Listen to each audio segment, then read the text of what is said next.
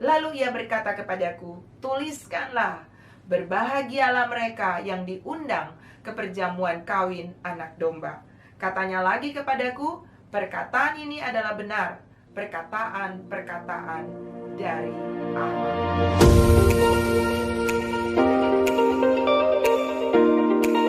Shalom saudara, jumpa lagi dengan saya dalam Solusi Hidup.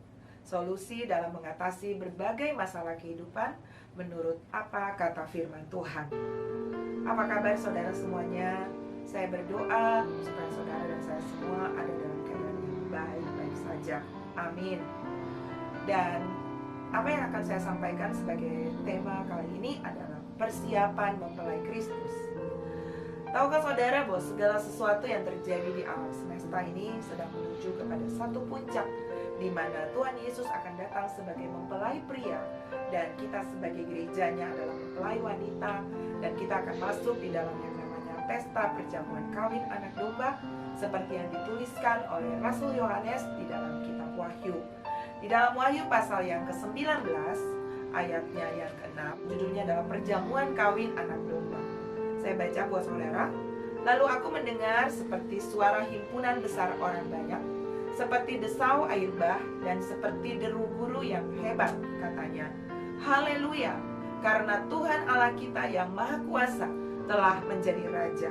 Marilah kita bersukacita dan bersorak-sorai dan memuliakan Dia, karena hari perkawinan anak domba telah tiba dan pengantinnya telah siap sedia. Dan kepadanya dikaruniakan supaya memakai kain lenan halus yang berkilau-kilauan dan yang putih bersih. Lenan halus itu adalah perbuatan-perbuatan yang benar dari orang-orang kudus. Lalu ia berkata kepadaku, tuliskanlah, berbahagialah mereka yang diundang ke perjamuan kawin anak domba. Katanya lagi kepadaku, perkataan ini adalah benar, perkataan-perkataan dari Allah. Saudara, di dalam Matius pasal yang ke-22 ayat yang kedua dan seterusnya, itu berisi tentang perumpamaan yang Tuhan Yesus sendiri sampaikan kepada murid-murid dan setiap orang percaya pada masa itu. Dikatakan di sana bahwa hal kerajaan surga itu seumpama seorang raja yang melakukan perjamuan kawin untuk anaknya.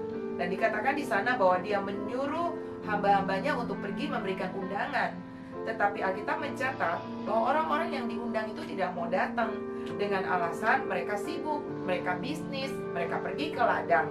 Dan bahkan ada yang membunuh hamba-hamba yang datang untuk mengundang mereka itu. Dan Alkitab mencatat bahwa raja itu sangat marah dan dia berkata kepada hamba-hambanya, pergi ke persimpangan-persimpangan dan paksa semua orang yang ada di sana untuk datang.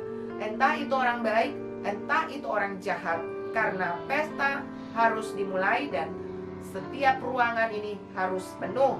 Nah, saudara, orang-orang yang tadi diundang, raja itu berkata mereka tidak layak karena mereka memberikan alasan untuk datang ke pesta perjamuan kawin. Dan saya mau sampaikan buat saudara bahwa hari-hari ini kondisi keadaan dunia yang semakin sulit, ini sebenarnya merupakan sebuah cara di mana Tuhan akhirnya memaksa, karena orang-orang yang mungkin merasa bahwa mereka mampu tanpa Tuhan, mereka tidak mencari Tuhan, mereka membuat alasan ketika mau dipanggil untuk datang beribadah. Dan akhirnya situasi ini menjadi satu alat untuk akhirnya memaksa orang-orang ini untuk masuk, untuk datang kepada Tuhan. Alkitab mencatat bahwa waktu raja itu datang, ternyata dia menemukan bahwa di antara orang-orang yang masuk ke perjamuan kawin itu ada yang tidak berpakaian pesta. Dan dia bertanya, kenapa kamu bisa datang ke sini tanpa pakaian pesta? Dan orang itu diam saja. Lalu raja itu berkata kepada hamba-hambanya, ikatlah kaki dan tangan orang itu dan campakkanlah dia ke dalam kegelapan yang paling gelap. Di sanalah terdapat teratap dan kertak gigi. Lalu ayat 14 berkata, sebab banyak yang terpanggil, tetapi sedikit yang terpilih. Saudara, lenan halus itu tadi berbicara, atau pakaian pesta itu berbicara tentang perbuatan benar dari orang-orang kudus. Sebab itu, yang saya mau bilang buat setiap saudara dan saya, pastikanlah bahwa kita adalah orang-orang yang dipanggil, tetapi juga yang dipilih oleh Tuhan. perhatikan bagaimana kita hidup. Tahun 2018 pertengahan, ketika saya sedang menyembah Tuhan, Tuhan memberikan sebuah pujian di hati saya ketika saya menyembah Dia, dan pujian ini adalah tentang bagaimana mempelai wanita merindukan mempelai pria. Boleh saudara dengarkan pujian ini, dan biarlah ini menginspirasi kita untuk bagaimana kita hidup semakin sungguh-sungguh dengan Dia.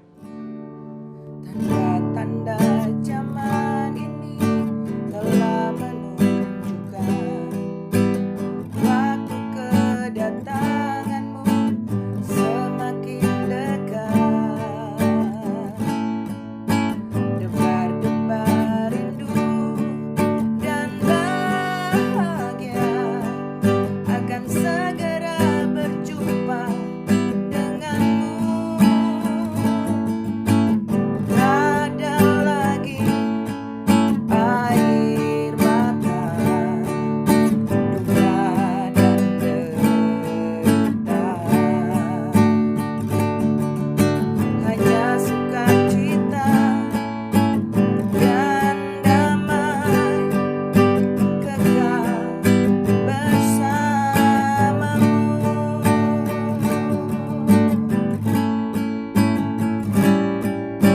Namun sebelum itu semua terjadi, hari-hari yang ku lalui penuh tantangan. Kadang ku merasa sendirian, ada takut putus asa dan sedih. Namun satu hal yang ku tahu, tanganmu sedang membentukku, mempercantikku supaya ku layak menjadi mempelaimu. Ku bersyukur Tuhan, Kau memilihku dan melayakkanku menjadi mempelaimu. Kau sedang mempersiapkanku untuk hari bahagia itu. Dengarkan rinduku, aku cinta Kau Yesus. Terima kasih untuk segalanya. Dengarkan rinduku, aku cinta Kau Yesus. Datanglah segera mempelaiku. Ku rindukan kedatanganmu. Saudaraku yang Tuhan Yesus kasihi, calon-calon mempelainya Kristus, mari perhatikan baju pesta kita. Jangan sampai situasi yang ada bukan membuat kita semakin baik, tetapi kita mengalami degradasi di dalam poin kita. Seperti yang dikatakan di dalam 2 Timotius 3 berkata bahwa pada hari-hari terakhir akan ada masa yang sukar. Orang akan mencintai dirinya sendiri.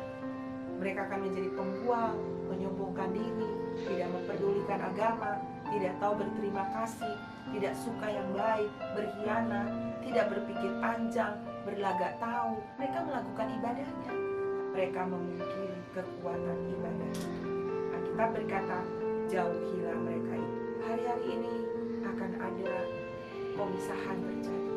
Wahyu 22 ayat 11 berkata, yang jahat terus bertambah jahat, yang cemar terus bertambah cemar, yang benar bertambah benar, yang kudus terus menguduskan dirinya. Pilihan ada pada saudara, dan biarlah kita memilih untuk menjadi orang-orang terus ada di dalam kebenaran, menjaga pakaian pesta saudara dan saya, sehingga ketika mempelai pria kita datang, saudara dan saya layak untuk masuk di dalam pesta perjamuan kawin itu, dan hidup bersama dengan Dia selamanya. Sebelum pintu ditutup dan sebelum waktu ini berakhir, Tuhan Yesus memberkati saudara. Dan saya akan berdoa kepada setiap saudara dan saya supaya kita kuat sebagai para mempelainya Kristus. Situasi-situasi yang ada ini tidak membuat iman kita semakin mundur, tapi kita semakin bersungguh-sungguh dengan Tuhan. Saya mau berdoa bagi setiap saudara. Mari kita berdoa. Tuhan Yesus, kami berdoa kekuatan anugerah Engkau berikan kepada kami sebagai gereja-Mu, untuk kami tampil bersinar walaupun kondisi dunia yang semakin sulit itu tidak membuat iman kami mundur daripada Engkau, tapi kami justru semakin dipercantik, kami semakin hidup di dalam kebenaran, kami semakin hidup di dalam kekudusan sampai Tuhan Yesus datang menjemput kami. Aku berdoa saudara-saudaraku yang sedang ada dalam pergumulan apapun itu, Tuhan tolong mereka, hiburkan mereka yang bersedih, mereka yang sedang ada dalam penderitaan COVID-19. Engkaulah Tuhan penolong dan penyembuh bagi mereka. Bahkan mereka yang sedang ditinggal oleh keluarga mereka, Tuhan beri penghiburan bagi mereka. Dan kami berdoa buat bangsa dan negara kami tetap ada di dalam perlindungan damai sejahtera. Bahkan kami percaya badai ini akan segera berlalu, dan kami sebagai anak-anak Tuhan, kami akan semakin disucikan, dimurnikan melalui segala situasi yang terjadi. Dan ketika Engkau datang kembali, tidak ada satupun daripada kami yang mengalami diskualifikasi, tapi kami siap untuk masuk di dalam pesta perjamuan kawin anak domba. Di dalam nama Tuhan Yesus kami sudah berdoa. Haleluya. Amin. Saudaraku, jika Anda diberkati dengan program ini, Anda bisa like, kemudian subscribe untuk bisa mengikuti edisi-edisi berikutnya. Bahkan Anda bisa sharingkan kepada sebanyak mungkin saudara-saudara yang membutuhkan, supaya kita semua mempersiapkan diri kita. Semakin banyak orang yang memenuhi kuota perjamuan kawin, maka saya percaya Tuhan Yesus akan segera datang. Alkitab berkata, jika segala sesuatu ini akan hancur secara demikian, maka betapa suci dan salehnya kamu harus hidup, yaitu kamu yang menanti dan mempercepat kedatangan hari Tuhan. Biarlah kita sebagai gereja Tuhan semakin mempercepat kedatangan Tuhan dengan hidup semakin sungguh-sungguh di hadapannya. Tuhan Yesus memberkati saudara. Shalom.